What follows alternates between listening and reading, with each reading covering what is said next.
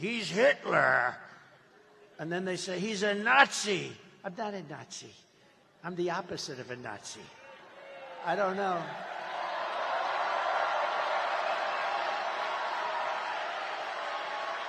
So, my father always used to tell me, don't use the word, you don't ever use the word Nazi. And, you know, it's incredible now the way they talk is so disgusting and just horrible the way they talk.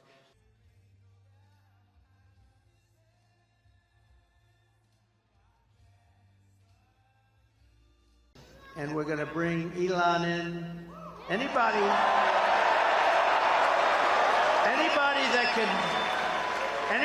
can land a rocket the way he landed that sucker. You got to be. It's like a 20-story building, right? That thing's coming in. I'm talking to somebody. I said, hold it. A very important person. I said, hold it. Boom. That was the last I spoke to him. Coming down, I said, oh, it's going to crash. It's going to crash into the gantry. I said, oh. And then those engines kicked in and the fire and the flame starts pouring out of the left side and starts pushing it over. And it comes down and those big, beautiful arms hugged it like you hugged your child. He doesn't need to be a secretary. He doesn't want to be secretary. He wants to be a man that can cut costs, have you live even better. You're not going to be affected. But I think he said $2 trillion.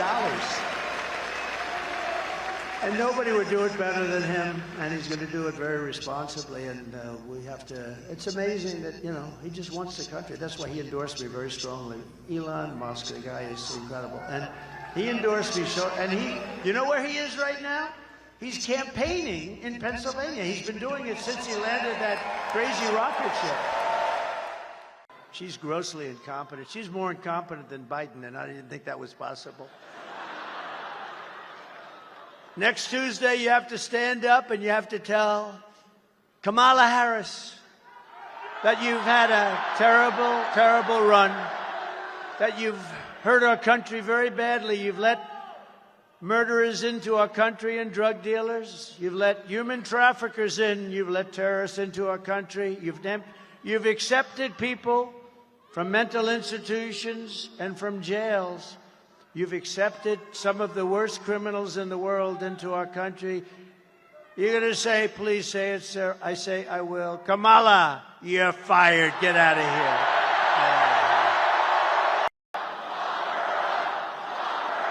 Be nice. Be nice. Be nice. You know, they used to say that with Hitler, and I'd always go, relax, take it easy. We're going to win. We're going to win, Brandon. We're going to win. Just please relax. They would do it. Every time I'd mention her name, they'd scream, lock her up, lock her up. And then the fake news. That's a lot of fake news. Look at that. That's a lot. That's a lot, Bruce, isn't it, huh? It's a lot of fakers back there. But no, you know that's true. I'd say, easy, we're going to win, we're going to win. Then we won. And then they really win when they said, lock her up, lock her up, lock her up. They screamed, I'd say, easy, easy, we won. We're going to have unity. I could have locked her up, but I didn't want to lock her up. She's the wife of the President of the United States previously, and she was Secretary of State. I said, that would be so terrible for our country. And then they try and do it to me.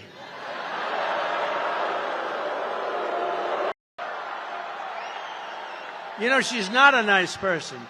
Does anybody know that she is not a nice person?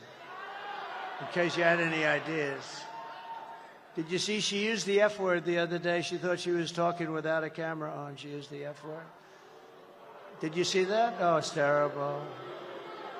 If that ever happened to me, it would have been front page headlines. Oh, boy, oh, boy. No, they got her using the wrong word, camera.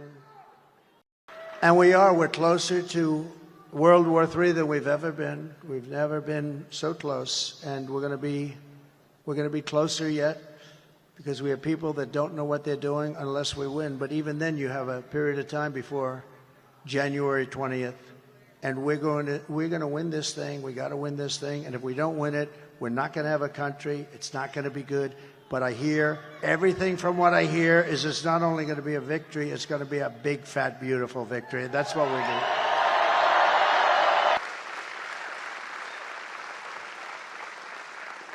Now, I've heard about the joke. I haven't actually seen the joke that you mentioned, but I think that it's telling that Kamala Harris's closing message is essentially that all of Donald Trump's voters are Nazis and you should get really pissed off about a comedian telling a joke.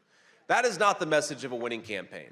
And most importantly, it's not the message of a person who's fit to be the President of the United States of America.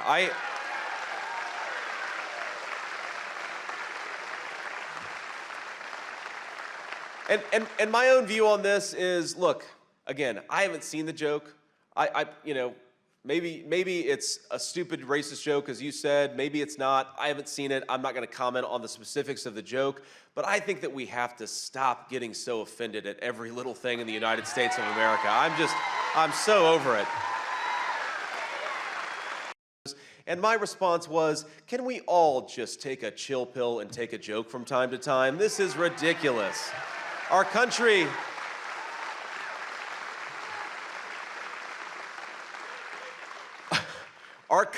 was built by frontiersmen who conquered the wilderness. We're not going to restore the greatness of American civilization if we get offended at every little thing. Let's have a sense of humor and let's have a little fun and let's go win in 8 days. God bless you all. Thank you. It is absolutely wild times. It really, really is. And, you know, there's a lot going on. Like, I don't know if you guys know this, but there's literally a floating island of garbage in the middle of the ocean right now. Yeah. I think it's called Puerto Rico. Okay. All right. Okay. We're getting there. Now, again, normally I don't follow the national anthem, everybody. This isn't exactly a perfect comedy setup. There's some people here. All right. Very good. It's absolutely wild to see. And in Texas, stuff is really, really crazy. We're right there by a wide open border. Where are my proud Latinos at tonight? You guys see what I mean? It's wide open. There's so many of them. It's absolutely incredible. Believe it or not, people, I welcome migrants to the United States of America with open arms. And by open arms, I mean like this.